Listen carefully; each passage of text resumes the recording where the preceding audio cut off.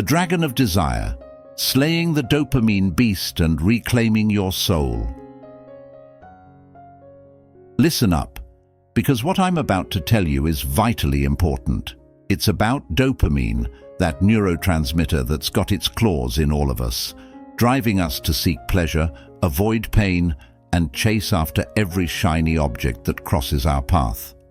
But here's the thing, dopamine isn't your friend. It's not some benevolent force guiding you towards happiness. No, dopamine is more like a dragon, constantly demanding to be fed, and the more you feed it, the hungrier it gets. Now, I'm not saying dopamine is inherently evil. It's a crucial part of our neurochemistry, essential for motivation, learning, and survival.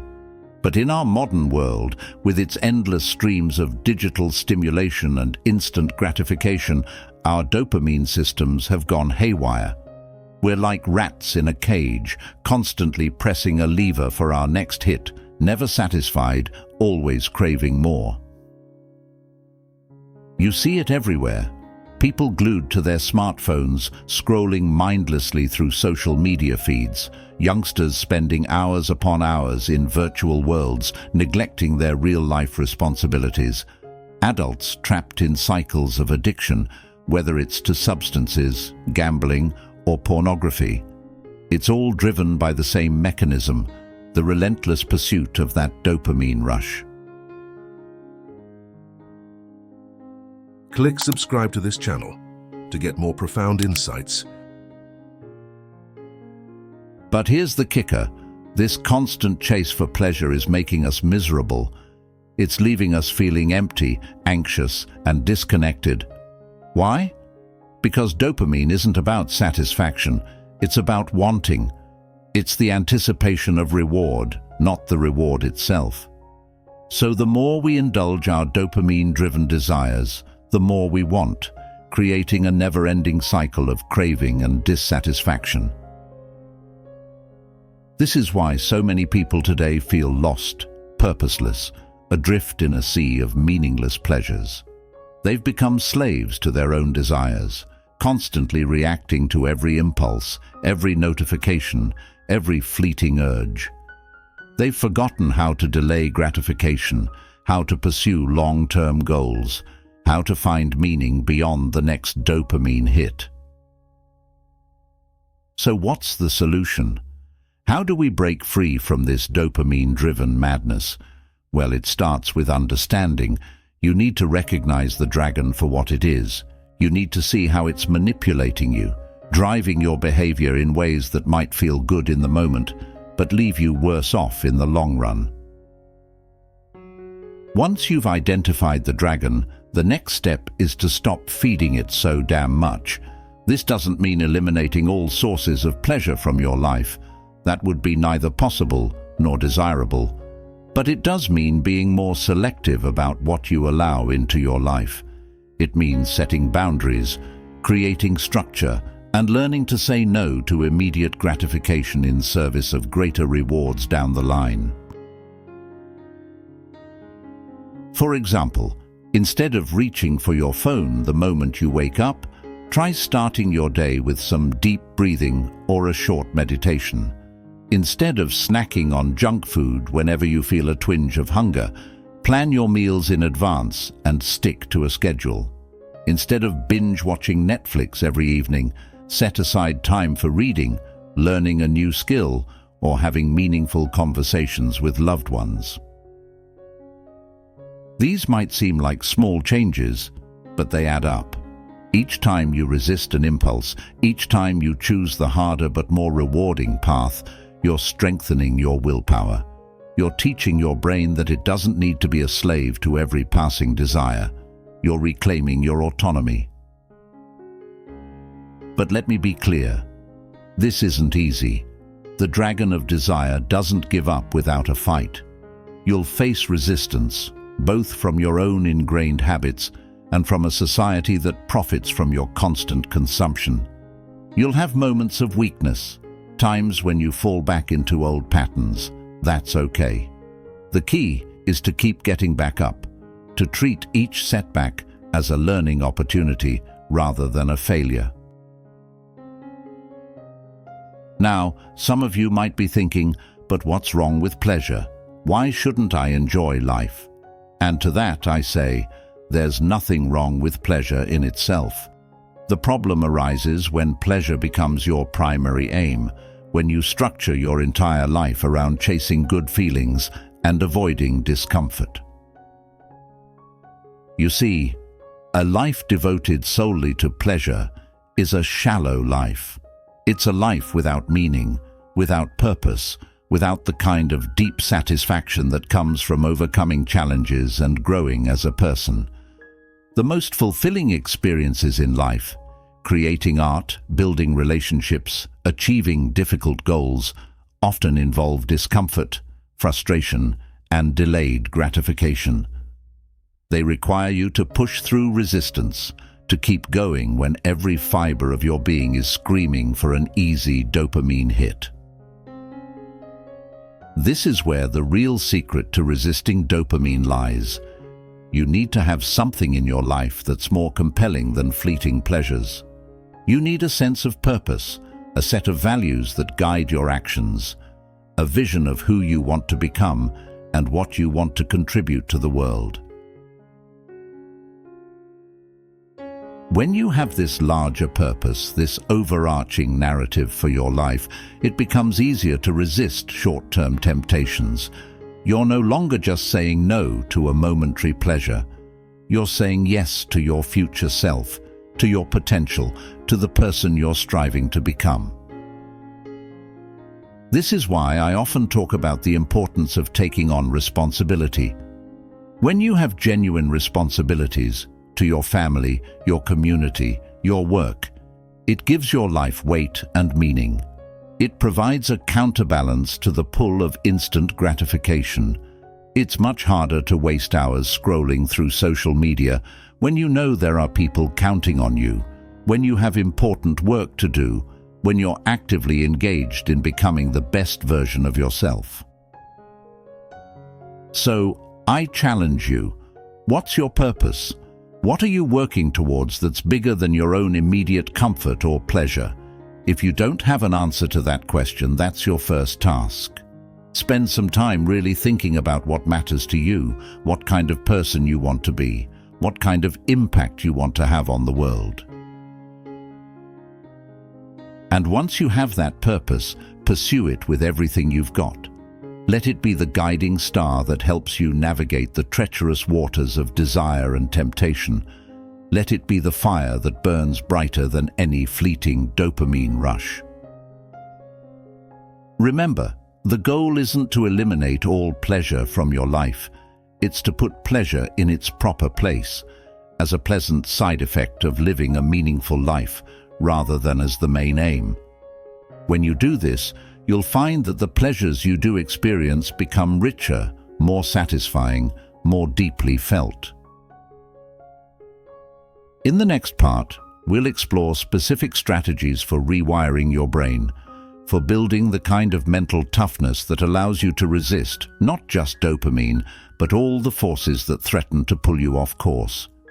We'll talk about the power of routine, the importance of environment, and the crucial role of community in supporting your growth. But for now, I want you to really sit with this idea that true fulfillment comes not from chasing pleasure, but from pursuing meaning. Think about the times in your life when you felt most alive, most satisfied. I bet they weren't times of easy comfort, but times when you were striving, growing, pushing yourself beyond your limits. That's the paradox at the heart of the human experience.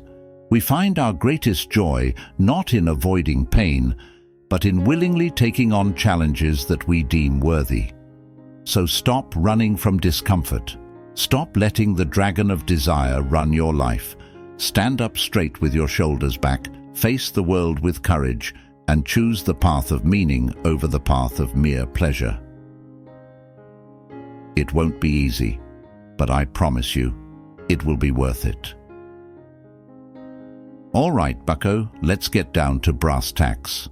We've established that dopamine is a tricky beast, a double-edged sword that can either drive us to greatness or drag us down into the pits of mindless hedonism. Now it's time to arm ourselves with the tools to tame this beast, to harness its power while avoiding its pitfalls. First and foremost, we need to talk about routine. You see, your brain is like a computer, and your daily habits are the software it runs on. If you let yourself be guided by every fleeting impulse, every dopamine-driven desire, you're essentially running a chaotic, buggy program that's going to crash your system sooner or later. The antidote to this chaos is structure. You need to impose order on your life, to create a framework that supports your long-term goals rather than your short-term cravings. This starts with something as simple as having a consistent sleep schedule. Go to bed at the same time every night, wake up at the same time every morning. Your circadian rhythm is intimately tied to your dopamine system, and by regulating your sleep, you're already taking a big step towards regulating your impulses. Next, create a morning routine that sets you up for success. Instead of reaching for your phone the moment you wake up, try starting your day with some physical activity. Do some push-ups, go for a run, practice yoga, whatever gets your blood flowing and your mind alert. Follow this with a period of reflection or meditation. Take a few minutes to connect with your deeper self, to remind yourself of your values and goals. Now, I can already hear some of you whining, but I'm not a morning person. To that, I say, tough luck. The world doesn't care about your preferences. Successful people, people who actually make a difference in the world, they don't wait for inspiration to strike. They create conditions that foster success, and that often means doing things that are uncomfortable in the short term. Speaking of discomfort, let's talk about cold showers. Yes, you heard me right. Ending your shower with 30 seconds to a minute of cold water might seem like torture, but it's an incredibly powerful tool for building mental toughness. It teaches you to embrace discomfort, to push through resistance. It's a daily reminder that you're stronger than your impulses, that you can choose to do difficult things. Now, these might seem like small changes, but they add up. Each time you stick to your routine, each time you choose the harder path over the easy one, you're strengthening your prefrontal cortex, the part of your brain responsible for executive function, for impulse control. You're literally rewiring your neural pathways, creating new patterns that prioritize long-term benefits over short-term pleasure. But let's be clear, this isn't about becoming some sort of ascetic monk, denying yourself all pleasure. That's neither sustainable nor desirable. The goal is to be more intentional about the sources of dopamine in your life. Instead of letting your brain be hijacked by artificial stimuli, the endless scroll of social media, the flashing lights of video games, the artificial flavors of junk food, seek out natural, meaningful sources of satisfaction. Engage in activities that challenge you, that require skill and effort. Learn a musical instrument, take up painting, start writing that book you've always talked about. These pursuits might not give you the immediate dopamine hit of likes on Instagram, but they provide a deeper, more lasting sense of fulfillment. They engage your brain in complex ways, fostering neuroplasticity and giving you a sense of growth and progress. Now, let's address the elephant in the room: technology. In our digital age, our devices have become the primary delivery mechanism for dopamine hits. The average person checks their phone 96 times a day. That's once every 10 minutes. This constant distraction is fracturing our attention spans, eroding our ability to focus, and keeping us in a state of perpetual low-grade anxiety. So what's the solution? Do we all need to become Luddites, smashing our smartphones and retreating to the woods? Of course not. Technology is a tool, and like any tool, its value depends on how we use it. The key is to regain control, to make technology serve us rather than the other way around. Start by turning off notifications for non-essential apps. Do you really need to know immediately every time someone likes your post or sends you a message? Probably not. Set specific times for checking email and social media rather than constantly dipping in and out throughout the day. Use apps that block distracting websites during your work hours. And for the love of God, stop bringing your phone to bed with you. The bedroom should be for sleep and intimacy, not for one last dopamine-fueled scroll before you close your eyes. Now, I can hear some of you protesting, but my work requires me to be constantly connected. To that, I say, bullshit. Unless you're a heart surgeon on call, you don't need to be available 24/7. This idea that we need to be constantly reachable, constantly productive, is a modern myth that's destroying our ability to think deeply, to be present in our lives. Remember, your time and attention are your most valuable resources. Every time you allow yourself to be distracted by a notification, every time you mindlessly open an app out of habit, you're giving away a piece of your life. You're trading your autonomy for a quick hit of dopamine. Is that really a fair trade? Instead, try to cultivate periods of deep focus in your day. Use techniques like the Pomodoro method, 25 minutes of concentrated work followed by a 5-minute break. During those 25 minutes, put your phone in another room, close unnecessary browser tabs, and give your full attention to the task at hand. You'll be amazed at how much more you can accomplish when you're not constantly switching your attention. But resisting dopamine isn't just about what you don't do, it's also about what you actively choose to do. One of the most powerful tools in this regard is regular exercise. Physical activity isn't just good for your body, it's crucial for your mental health. It releases endorphins, reduces stress, and yes, it gives you a healthy hit of dopamine, but one that's earned through effort rather than passive consumption. Find a form of exercise you enjoy, whether it's weightlifting, running, dancing, or martial arts. Make it a non-negotiable part of your routine. Treat it with the same seriousness you would any other important appointment. Because that's what it is. It's an appointment with your future self, an investment in your physical and mental well-being.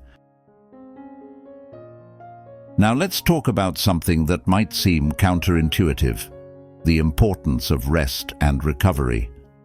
In our hustle culture, there's a tendency to glorify constant activity, to see any form of rest as laziness.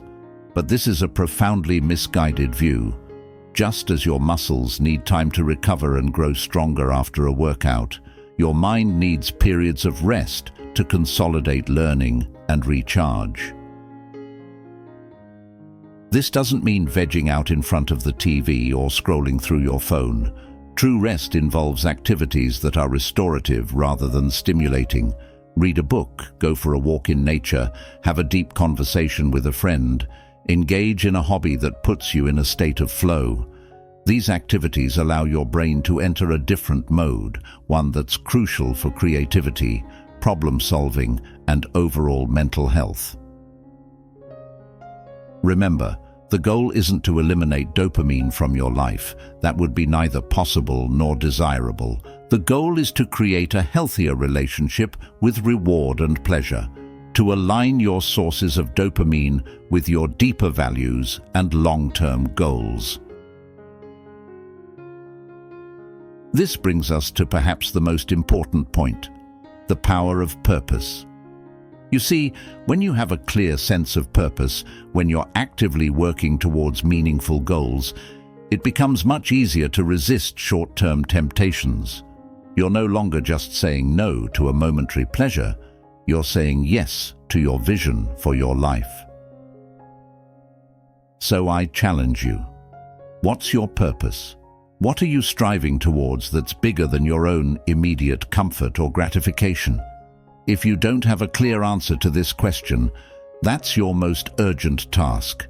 Spend some time really thinking about what matters to you, what kind of person you want to become, what kind of impact you want to have on the world. And once you have that purpose, let it guide your decisions. Let it be the standard against which you measure your actions. When you're tempted to waste an hour on social media, ask yourself, is this bringing me closer to my goals or further away? When you're faced with a difficult task, remind yourself of why it matters, of how it connects to your larger purpose. In the next part, we'll delve deeper into the psychological and philosophical underpinnings of desire and self-control. We'll explore how our relationship with dopamine is shaped by our beliefs, our environment, and our social connections. And we'll discuss how mastering your impulses isn't just about personal success. It's about becoming the kind of person who can make a positive difference in the world. But for now, I want you to focus on implementation. Take at least one idea from what we've discussed, whether it's creating a morning routine, setting boundaries with technology, or starting a regular exercise habit, and commit to putting it into practice. Remember, knowledge without action is useless. It's not enough to understand these concepts intellectually. You need to embody them, to live them out in your daily life. The path of resisting dopamine isn't an easy one. You'll face resistance, both from your own ingrained habits and from a society that profits from your constant consumption. But I promise you, the rewards are worth it. By mastering your impulses, by aligning your actions with your values, you'll not only find greater satisfaction and fulfillment, you'll become the kind of person who's capable of lifting up others, of making a real difference in the world.